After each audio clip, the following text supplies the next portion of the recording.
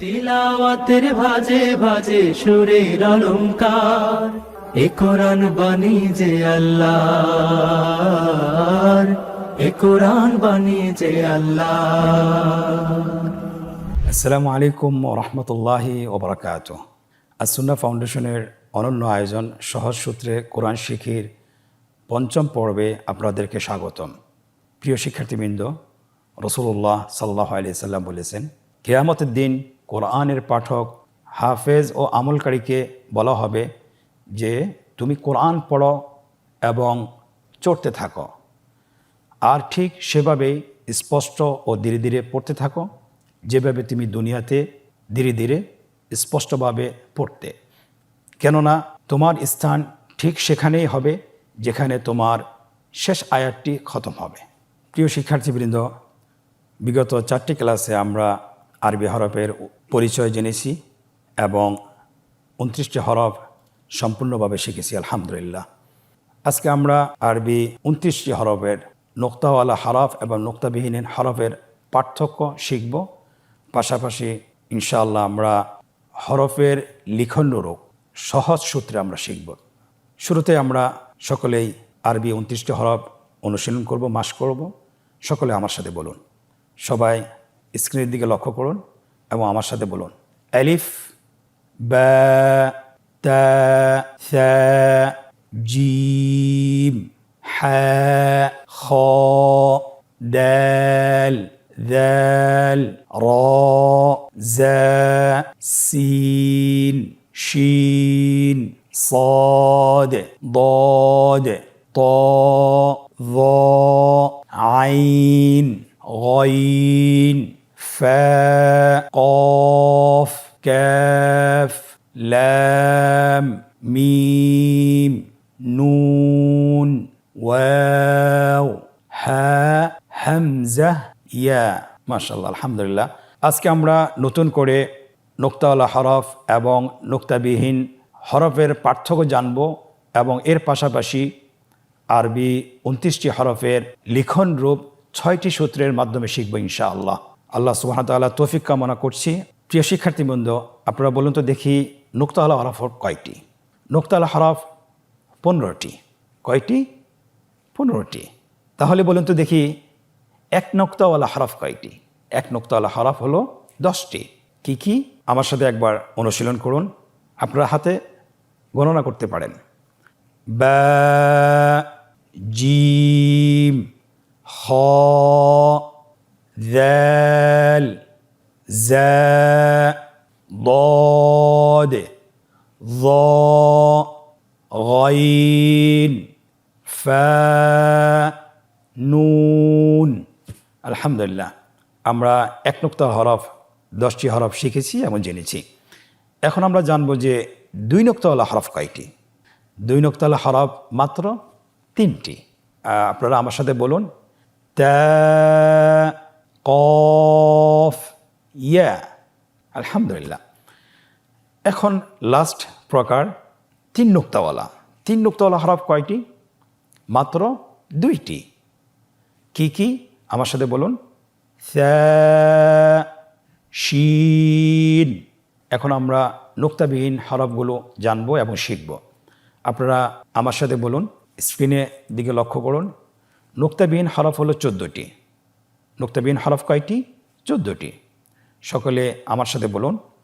আলিফ, হা, দাল, রা, সিন, صاد, طاء, عين, كاف, لام, ميم, واو, হা, হামজা। আলহামদুলিল্লাহ, আমরা মোট 14টি হরফ নোক্তাবিহীন শিখেছি। প্রিয় মুসলিম ভাই বোনেরা, এখন আমরা শিখব আরবি হরফের লিখন রূপ। কত সহজে আমরা আরবি হরফগুলো লিখতে পারি, অর্থাৎ কয়টি সূত্র শিখলে আমরা সহজে আরবি হরফগুলো লিখতে পারবো। আপনারা স্ক্রিনের দিকে লক্ষ্য করুন। প্রথমে আমরা আলিফ আকৃতিটা আমরা লিখব বোর্ডে। মোট আলিফ 5টি জায়গায় লিখব। আপনারা দেখুন, আলিফ 5টি জায়গায় লেখা হয়েছে। প্রথমটি আলিফ, দ্বিতীয় আলিফে দেখেন শুধুমাত্র আমরা এটাকে মিম বানাবো। কিভাবে বানাবো? মিমের প্রথম অংশটা আমরা সংযুক্ত করে দেব, তাহলে মিম হয়ে যাবে। এরপরে দ্বিতীয় আলিফে আসুন, সেখানে আমাদেরকে ত বানাইতে হবে। তয়ের যে গোলাকৃতি বৃত্ত আছে সেটা আমরা জাস্ট এখানে যুক্ত করে দেব। দেখুন ত হয়ে গিয়েছে। তয়ের উপর একটা নোক্তা দিয়ে দিলে সেটা দ হয়ে যাচ্ছে। এরপরে পঞ্চম যেটি লাম, লাম আমরা কিভাবে লিখব? আলিফ দেওয়া আছে, জাস্ট নিচের থেকে গোলাকার করে উপরের দিকে আমরা রেখা টেনে নিয়ে আসবো, তাহলে লাম হয়ে গেল। দেখুন কতই সহজ, আলহামদুলিল্লাহ। দ্বিতীয় আকৃতি বা, বা এর সাথে আমরা আরও 4টি হরফ সামঞ্জস্যপূর্ণ হরফ রয়েছে, যেটা বা শিখলে বাকি হরফগুলো শেখা সহজ হবে। দেখুন আমরা এখানে 5টি বা হরফ লিখেছি, শুধুমাত্র বায়ের নিচে যে নোক্তাটা আমরা উঠিয়ে দিচ্ছি। তাহলে শুরুতে আমরা বা কিভাবে লিখব? নিচে একটা ফোঁটা দিতে হবে। তা কিভাবে লিখব? উপরে 2টা ফোঁটা দিতে হবে। সেম আকৃতি। সা কিভাবে লিখব? উপরে 3টি নোক্তা দিতে হবে। এরপরে বায়ের আকৃতিকে আমরা ফা রূপান্তর করব, গোল যে বৃত্তটা আছে সেটা উপরে যুক্ত করে দেব। এরপরে আমরা এই বাটাকে আমরা বায়ের আকৃতিকে আমরা কাপ বানাতে চাই, জাস্ট বায়ের আকৃতি রেখে দিতে হবে, সাথে আলিফ একটি যুক্ত করতে হবে এবং ভিতরে একটা হামজা বসিয়ে দিতে হবে। কত সুন্দরভাবে কাফ হয়ে গিয়েছে, আলহামদুলিল্লাহ। তৃতীয় আকৃতি হা। হা হরফটি যদি আমরা লিখতে পারি তাহলে আমরা বাকি আরও 5টি হরফ আমাদের জন্য লেখা সহজ হবে। 5টি হরফ খ, জিম, আইন, গাইন। আপনারা দেখতে পাচ্ছেন 5টি হা লেখা আছে, হায়ের দ্বিতীয় অংশটি লেখা আছে, সেটা দিয়ে আমরা 5টি হরফ বানাবো। আপনারা দেখুন স্ক্রিনে হা কীভাবে লিখতে হয়। হায়ের নিচের অংশ সাথে উপরের অংশটা মিলিয়ে দিতে হবে। হা হয়ে গেল। হায়ের উপর নোক্তা দিলে খ হয়েছে, এবং হায়ের ভিতরে যদি আপনারা একটা ফোঁটা বসিয়ে দেন তাহলে জিম হয়ে গেল।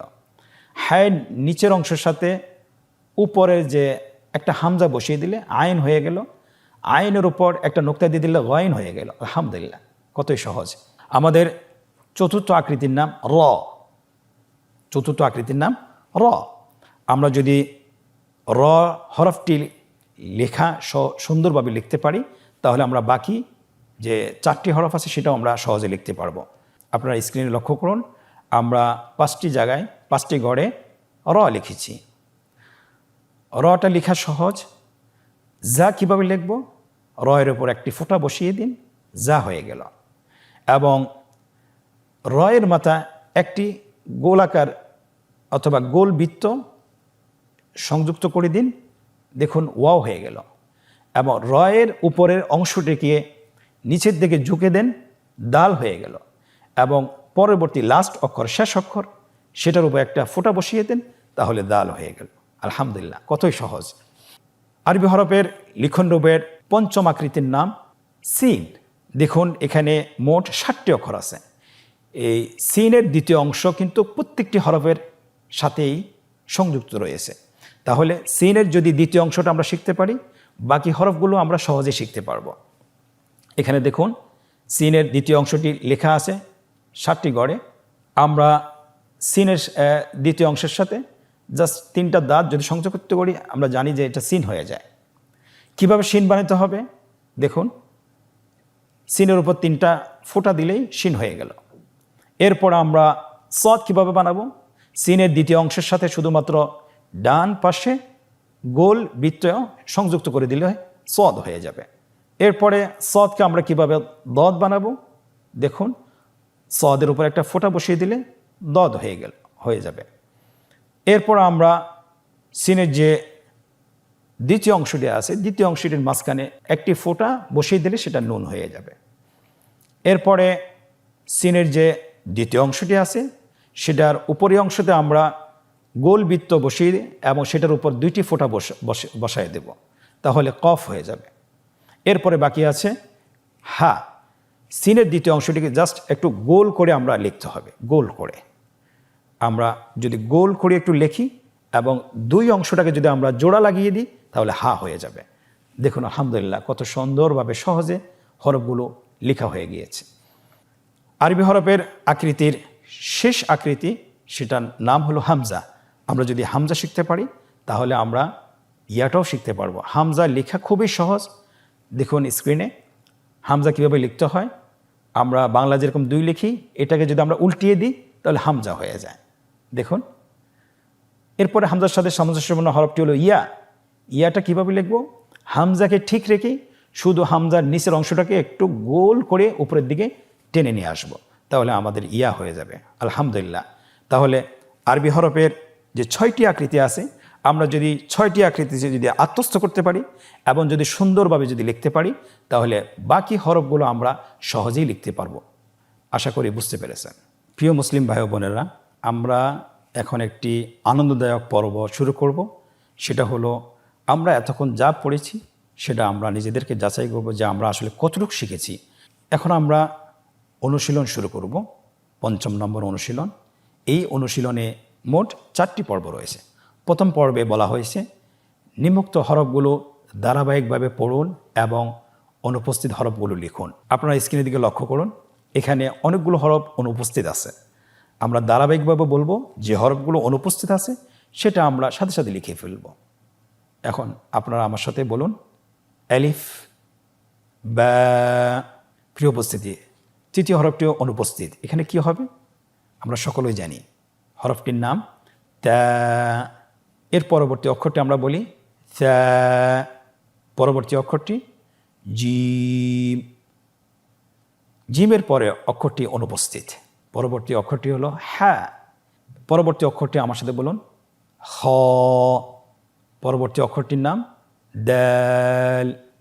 পরবর্তী অক্ষরটি অনুপস্থিত, তাহলে এখানে বসবে দাল। পরবর্তী অক্ষরটি আমার সাথে বলুন, র। জা।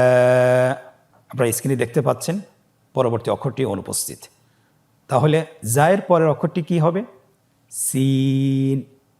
সিন এবং শিন দুটি দেখতে একই রকম, শুধুমাত্র নোক্তার পার্থক্য রয়েছে। তাহলে শিন যেহেতু লেখা আছে, আপনি শিনের মতো একটি হরফ লিখুন এবং নোক্তাবিহীন লিখুন, তাহলে সিন হয়ে যাবে। সিন, শিন। শিনের পরবর্তী হরফটি কি হবে? صاد ضاد ط। আমরা স্ক্রিনে দেখতে পাচ্ছি ত এর পরবর্তী অক্ষরটি অনুপস্থিত। ত এর পরবর্তী অক্ষরটি কি হবে? আপনারা সবাই জানেন, বলুন, লিখুন এবং বলুন, য, আইন, গইন। আমরা এখানেও দেখতে পাচ্ছি পরবর্তী অক্ষরটি অনুপস্থিত। গইনের পরবর্তী অক্ষরটি কি? আপনারা সবাই জানেন, ফা, কফ, ক্যাফ। কাফের পরবর্তী অক্ষরটাও অনুপস্থিত। তাহলে অক্ষরটা কি হবে? আমরা জানি অক্ষরটি হবে লাম, মিম। এখানে আমরা দেখতে পাচ্ছি মিমের পরবর্তী অক্ষরটিও অনুপস্থিত। তাহলে মিমের পরবর্তী অক্ষরটি কি হবে? নুন, ওয়াও, হ্যাঁ। আমরা দেখতে পাচ্ছি স্ক্রিনে হায়ের পরবর্তী অক্ষরটি অনুপস্থিত। তাহলে হায়ের পরবর্তী অক্ষরটি কি হবে? হামজা। এবং শেষের অক্ষরটি হলো ইয়া।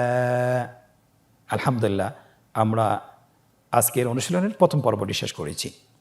দ্বিতীয় পর্বটি হলো যে রেখা টেনে একই উচ্চারণের স্থান হরফের সাথে মিল করুন। আমরা জানি আরবি হরফ 29টি, মাখরাজ 17টি। তো প্রত্যেকটি হরফের উচ্চারণের স্থান রয়েছে। আমরা ডান সাইডে হরফগুলো লিখে দিয়েছি এবং বাম সাইডেও হরফগুলো উচ্চারণের সাথে মিল রেখে বিচ্ছিন্নভাবে আমরা লিখেছি। আপনাকে যেটা করতে হবে, একই উচ্চারণের অক্ষরের সাথে হরফগুলো মিল করতে হবে। শুরুতে রয়েছে দ। স্ক্রিনের দিকে তাকান। দয়ের সাথে কিসের মিল আছে উচ্চারণের ক্ষেত্রে? দয়ের সাথে মিল রয়েছে সা। দেখুন, রেখা টানা হয়েছে। গয়নের সাথে কোন হরফটি উচ্চারণ স্থানের মিল আছে? গয়নের সাথে মিল রয়েছে খ। রেখা টেনে মিল করা হচ্ছে। জিমের সাথে কোন হরফটির উচ্চারণ স্থানের সাথে মিল রয়েছে? জিমের সাথে মিল রয়েছে শিনের। জিমকে শিনের সাথে রেখা টেনে মিল করে দেন। পরবর্তী অক্ষরটি হলো যা। জায়ের সাথে কোন হরফটির উচ্চারণ স্থানের সাথে মিল রয়েছে? জায়ের সাথে মিল রয়েছে সদ। তাহলে আপনি জাকে সদের সাথে রেখা টেনে মিল করুন। স্ক্রিনে লক্ষ্য করুন, মিল করা হয়েছে। এর আজকের দ্বিতীয় পর্বের শেষ অক্ষরটি হলো হামজা। হামজার সাথে উচ্চারণ স্থানে কোন অক্ষরের সাথে মিল রয়েছে? হামজার সাথে মিল রয়েছে হা। অতএব হামজাকে হায়ের সাথে রেখা টেনে মিল করুন। আলহামদুলিল্লাহ, কত সহজেই সম্পন্ন করা হয়েছে। আজকের অনুশীলনের তৃতীয় পর্বটি হলো যে নুক্তাওয়ালা এবং নুক্তাবিহীন হরফগুলোকে পৃথকভাবে লিখতে হবে। হরফগুলি লিখে ফেলি, স্ক্রিনের দিকে লক্ষ্য করুন। নুক্তাওয়ালা হরফগুলো লেখা হচ্ছে, নুক্তাওয়ালা হরফ হলো 15টি।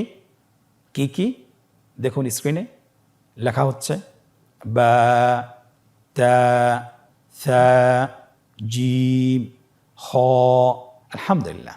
এখন আমরা বাম পাশের যে বক্সটি রয়েছে সেখানে আমরা নুক্তাবিহীন হরফগুলো লিখে ফেলি। স্ক্রিনে লক্ষ্য করুন, হরফগুলো লেখা হচ্ছে। আলহামদুলিল্লাহ।